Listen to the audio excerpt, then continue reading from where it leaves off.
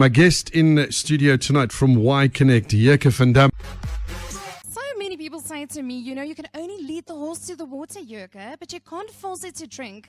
So tonight, I'm hopefully going to teach you how to make that horse thirsty. You as a leader are actually trying to influence people, and you're hearing all of those voices, and you only wish that you could be like Mother Teresa, who said, I alone can't change the world, but if only I could cast a simple stone across a bed of water and watch it create many ripples. What are the ripples that you actually want to create in business? And he laughed and he said, oh, it was actually a test. And you didn't fall into the biggest sales trap in the world. And I said, what is the biggest sales trap in the world? And he said, it's selling something to someone without qualifying if they actually have a need for that. Yoke is absolutely wonderful. The model that she shared with us, I now know how to approach customers so that they will buy from me. I absolutely love the energy that flowed. It was taking me and my brand into the future.